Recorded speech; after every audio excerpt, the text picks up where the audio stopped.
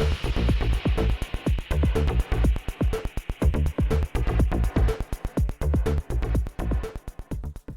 and welcome back to the JDHRacing YouTube channel.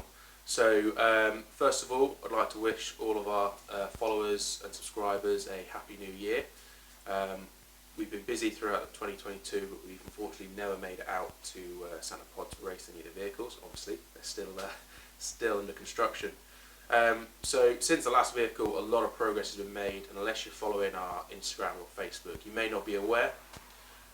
So what we're going to do today is basically going to talk about some of the stuff that's happened, what we've done, and what our next steps are really. So if we pan round to the Mk1 Caddy, straight away you're gonna notice some big changes. So yeah, the turbo is mounted.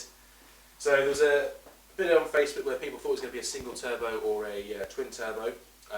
This can clarify, this is a single turbo. So what we've been busy doing ever since our last video is we started off and we got the strange struts, we got those mounted, and then from that we then worked out where all our turbo routing was going to go. We need to know what sort of clearance we were going to have, so we've got the struts done first, and then once we worked out where the wheels and that were going to sit, we were quite content that basically we need to use the Flowtech up and forward headers. From the up and forward headers, what we've done is we fabricated a crossover pipe, and this then goes into our 90 degree up here.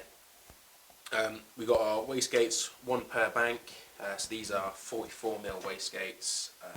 They may be a little bit too big, depending on some of the forums you read, but these are the ones we're going to run. We've got two screw rib pipes sorted, nice and simple, and then of course we've got the HX5255 hybrid turbo. You can ignore the bolts, these are just temporary. And then we've got our street legal MOT approved exhaust straight out of the bonnet. Coming forward, so these are the latest things we've done, is the radiator and the charge cooler. Once we knew where the turbo went, we were quite content that the charge cooler was going to sit behind the radiator and we're sort of just going to float up and in. So this literally just mounts on two tabs. We've got welded on the initial front cross member. Then coming forward to the radiator, we wanted to put a little bit more strength into these inner wings, because as you imagine, these are very flimsy now that we've cut everything out. And when you're hanging the front cross member, the front balance, the headlights, when you hang the wings on it, it's quite a lot of weight, and this isn't actually going to hold any. So this bar here, basically, as well as doubling as a radio mount, is going to get welded to this front bar here, and that'll put a lot more strength into it, along with an additional bar that will have back up here somewhere, but we won't know where that's going to sit until we get the wings on it and get it all leveled out to make sure it's all set properly. So as we flow back through, from the last video, we didn't actually have any of the mid plate mounted, so the engine and transmission, although it was bolted up together, it was just sort of dropped in and it was retted on some axle stands to make sure it's level, sort of work out where we want it to sit. So we've now got the mid plate bolted in. It's not bolted to the chassis, and the chassis isn't fully welded, but we've now got our bars in place. Unfortunately we can't fully weld it until we pull the engine out, but we don't want to pull the engine out just yet because there's still a lot of unknowns like alternator position, water pump position. We need to get all that fitted, get it all built up with the intake before we pull it out and go firm. Because as you can appreciate, if we pull it out now, weld all stuff up and then put it back in, well, we're only going to put it out later to weld some other stuff. So it's all sort of a one shot, one kill. So as we flow back inside the cab, we've got our prop shaft hoop, so that's now in and welded. We're probably going to run, so you can see we've got a bar here, another bar on the other side, and that's probably going to be for our seat support. But unfortunately we can't go further in the seat at the moment because we're having issues. As you can imagine, with the Volkswagen Caddy, it's a very tight vehicle, and when you're 6'2", it's not exactly easy. And with the Kirky seat, it's got a 17-degree recline. Because of that, it pushes the front of the seat so far forward that my knees are actually through the bulkhead. So we're looking at other options, more suitable to basically push the seat back whilst giving us a more optimal sort of sitting position and at least make it semi-comfortable for the short duration you're going to be using it. We've got our shifter.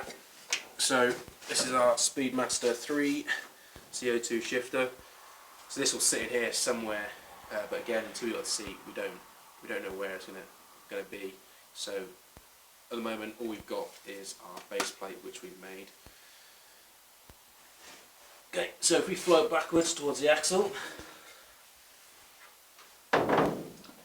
So if you've been following our Facebook and Instagram, you'll have seen that we had actually bought the Rhodes race cars axle kit to weld it ourselves, get it to the correct width and do. However, we sat down, we discussed it, and because the weasel's on a temporary pause, we've got this all singing and dancing axle from Strange. Sort of trying to push us to get the cars done quicker, get them out quicker, get them out to Santa Pod, whether it be Daz Capri or Caddy. We made the decision to basically take the axle from the weasel and put it under the back of the Commotion. So obviously it's not been mounted, it's only been sat in place, and it's not actually lined up at the moment. But that'll be the next step. So you'll be able to see in the camera angle we've got our falling brackets. So these came from Hauser Racing. Great bracket, great design, a lot of adjustability. However, again, for longevity of the car, and although we're not putting that much power down, you know, we wanted to make sure that everything on the car will last for years and years and withstand a lot of abuse, some trans brake launches and all that good stuff. So I had these doublers made up, and you probably see them quite a lot on American cars. You know, they put them on there. But basically what it does is it adds an extra 3mm of thickness to the bracket, so that when you're launching hard and the forelink's working and it's pulling on the brackets, it's pulling on the axle, it's not enlarging in these holes.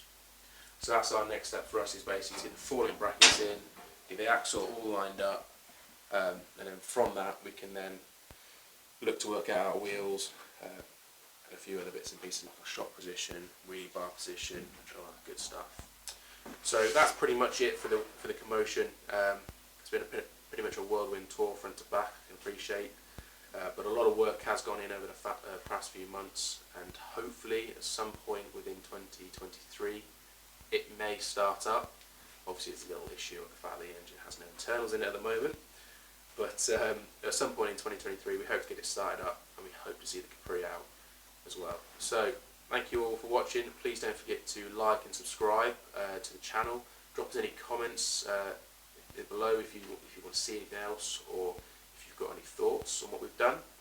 And please do check out our Facebook and Instagram. Our Facebook is @JDHRacing, and our Instagram is @JDHRacing94. Thank you, I'll do it for now.